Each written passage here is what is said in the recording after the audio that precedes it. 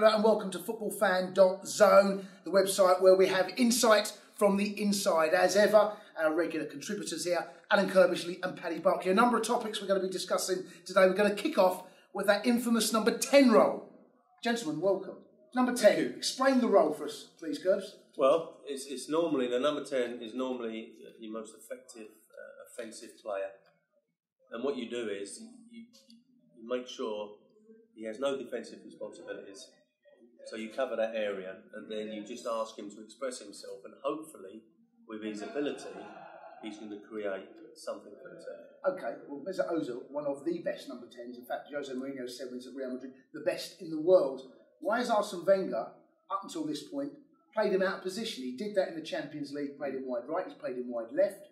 Why does he not play him in that position that he earns his money? Well, I think maybe is because I think Arsene Wenger's got a few number 10s.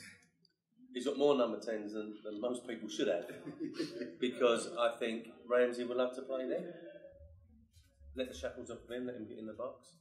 Jack Wilshere would love to play there as the number 10. Kagawa would love to play there as a number 10.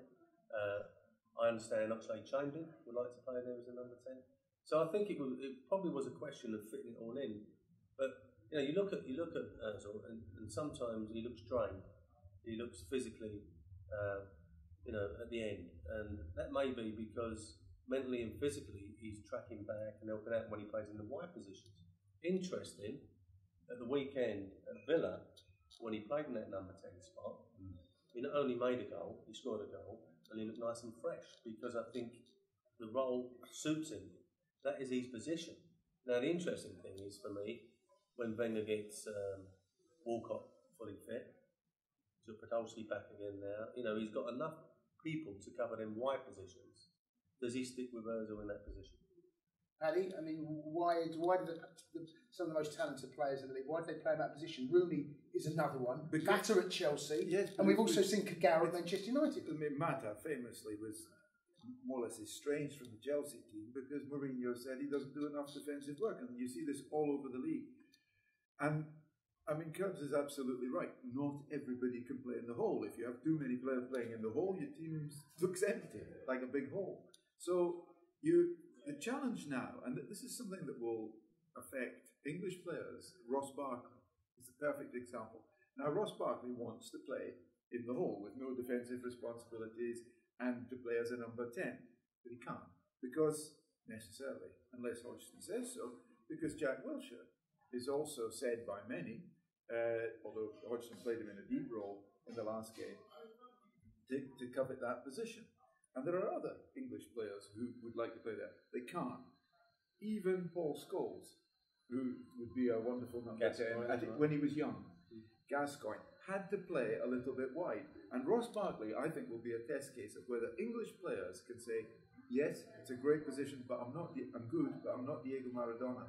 I'm not even Mesut Ozil yet. But what you've got to do, Paddy, as a manager, is it's not favouritism, but you've got to show faith in that number 10 when it ain't going so well, but the results are not going so well because he is a luxury player.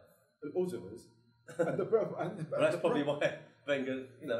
The problem is that you set up. I mean, correct me if I'm wrong. As a manager, you're almost rewarding a player for being bit of a passenger when you ask him to play in a wider position. But look in the World Cup, James Rodriguez, number 10. Yes, he was fantastic. He never did anything defensive. But then you have to. But then he produced going forward. He produced going forward. If you produce, it's okay. Don't you have to have the players around him? Right? You then build this. You hear the expression "building a team around." Someone. Yeah. We got Sterling as well, who played the number 10 role against Switzerland to great effect. Them out, yeah. So, but do you not then have to build the team around that number 10? So let's talk about Hodgson. Does he not have to pick one and say, that's going to be my number 10, and I've got to get legs and bodies around him, ensuring that those defensive duties... Is that what he did in the World Cup? He asked Rooney to play wide left and played Sterling in the hole. I mean, asking Wayne Rooney to play out of position to allow Sterling to play in that number 10 role.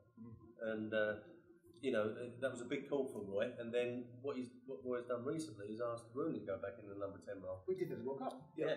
But I think as long as you have that system that you've outlined, you can change the personnel. I mean, if Sterling has that and he has 2 good games and then four stinkers, obviously you're going to have to think again and put somebody else in that role.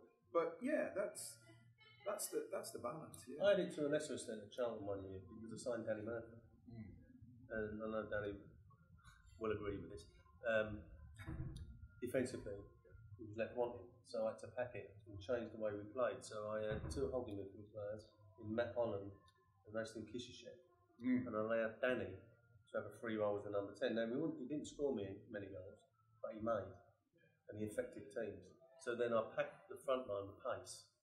So I had Darren Bent down the middle, and I had Jerome Thomas on one side, and I had Romadel on the other, and I had loads of pace. So when Danny picked the ball up in that dangerous position in the final third, he had options, and he could use it. I could use his best qualities, which was his passing. So the number 10's role, the most important part of their game has to be creativity. They've got to come up with the stats for you to have the faith in keeping him there, and that's making goals and scoring goals. And Ozil, to be fair, at Real Madrid and for much of the time at Arsenal, has done that, particularly the assists. He's not been a prolific goal scorer, but his assists are phenomenal.